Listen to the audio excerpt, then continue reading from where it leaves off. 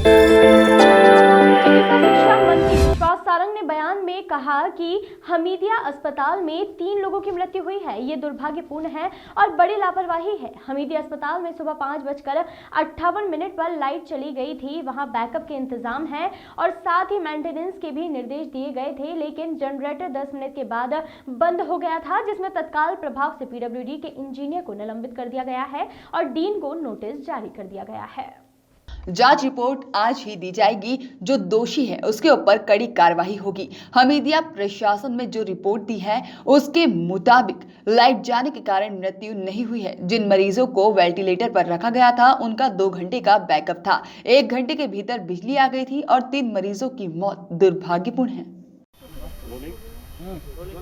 Sir, Hamidia में बड़ी लापरवाही की वजह से 3 मौतों की जानकारी है और ये गंभीर लापरवाही है कि सारे इंतजाम में पूरा बजट है और ये फिर भी मौत हो गई। बिजली को उनका इंतजाम नहीं, बहुत दुर्भाग्यपूर्ण है और निश्चित रूप से ये बड़ी लापरवाही है। गांधी मेडिकल कॉलेज के अंतर्गत हमीदिया अस्पताल में कल लगभग 5:58 पर लाइट गुल हुई। इंतज़ामात पूरे हैं। यदि लाइट जाती है तो उसके बैकअप के लिए जनरेटर की व्यवस्था है। जनरेटर के मेंटेनेंस के लिए पूरी तरह से बजट अलॉटेड है। डीजल और बाकी जो व्यवस्थाएं जनरेटर को चालू करने के लिए जरूरी हैं उनका पूरा इंतज़ाम था। मेंटेनेंस को लेकर भी सभी तरह के इंतज़ाम किए गए थे। ये निर्देशित किया गया था। 5:58 पर लाइट गई। जनरेटर के बैकअप से लाइट फिर से शुरू हुई, परंतु 10 मिनट बाद वो फिर बंद हुई और लगभग 1 घंटे के अंदर फिर से लाइट आ गई। निश्चित रूप से ये घोर लापरवाही है और इसीलिए तत्काल प्रभाव से पीडब्ल्यूडी के E&M के वो इंजीनियर जिनकी ये जिम्मेदारी थी कि वो इस पूरे मेंटेनेंस की देखभाल करें, उनको तत्काल प्रभाव से निलंबित कर दिया गया था। गांधी मेडिकल कॉलेज की डीन और सुपरिटेंडेंट को नोटिस दिया गया है। वो डॉक्टर जिसको सभी व्यवस्थाओं के चुस्त दुरुस्त होने का सर्टिफिकेशन देना था, उस पर भी कार्रवाई और उसको भी नोटिस दिया गया है। और आज माननीय मुख्यमंत्री जी ने निर्देश दिया है कि इस पूरे मामले की उच्च स्तरीय जांच होगी, क्योंकि मामला बहुत संवेदनशील है। मामले में कहीं भी यदि लापरवाही हुई है तो उसकी पुनरावृत्ति नहीं होनी चाहिए। इसलिए माननीय मुख्यमंत्री जी ने आज ही जांच रिपोर्ट देने का निर्देश दिया है और जो दोषी हैं उन पर कार्रवाई करने का निर्देश दिया है।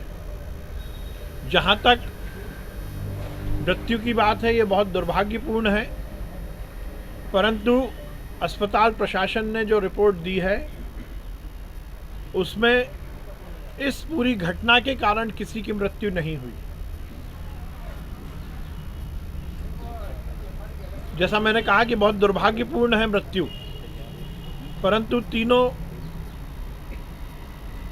मृत्यु जो है उनके बैकअप में जो वेंटिलेटर था उसका बैकअप था, क्योंकि 3 टियर सिस्टम है।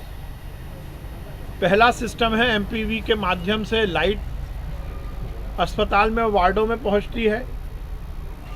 यदि उसमें कोई खराबी होती है तो जनरेटर की व्यवस्था है जो बैकअप देता है बिजली का, और यदि वो भी खराब हो जाता है तो जो मशीन है जिस पर इलाज हो रहा है उसका स्वयं का भी बैकअप होता है। तो पीडब्ल्यूडी के E&M के इंजीनियर हैं, उनको तत्काल प्रभाव से निलंबित किया गया क्योंकि उनकी जिम्मेदारी थी ये। इस बात का उनको ड्यूटी उनकी ये ड्यूटी थी कि वो उसका मेंटेनेंस करें। पहले ही मैंने कहा कि प्रशासन की ओर से, सरकार की ओर से इस पूरे मामले में जो जो ज़रूरत थी उसकी पूरे इंतजामात थे। रोज़ 20 लीटर डीजल दिया जाता था। ये सब जांच के बिंदु हैं और इसी पर जांच होगी कि ऐसा क्या लापरवाही हुई जिसके कारण ये बिजली गई। ये सब जांच में आएगा और दोषियों पर कार्रवाई और होगी और सख्त कार्रवाई होगी। बैकअप था, यदि एमपीवी की लाइट गई तो उसको सहारा मिलना था जनरेटर का, और जनरेटर यदि फेल होता है तो वो स्वयं मशीन ही अपने बैकअप के माध्यम से 2 घंटे तक चालू रह सकती है। और हम पूरा एपिसोड देखें तो 1 घंटे के अंदर फिर से बिजली आ गई।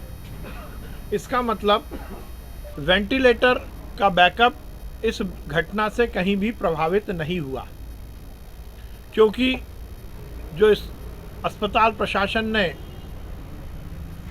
रिपोर्ट दी है उसमें ये सुनिश्चित उन्होंने किया है कि ये तीनों पेशेंट, बहुत दुर्भाग्यपूर्ण है कि उनकी मृत्यु हो गई, परंतु उनकी तबीयत ज़्यादा ख़राब थी, वो वेंटिलेटर पर थे। परंतु उसके बाद भी माननीय मुख्यमंत्री के निर्देश पर भोपाल डिविजनल कमिश्नर कविंद्र कियावत जी इसकी जांच करेंगे।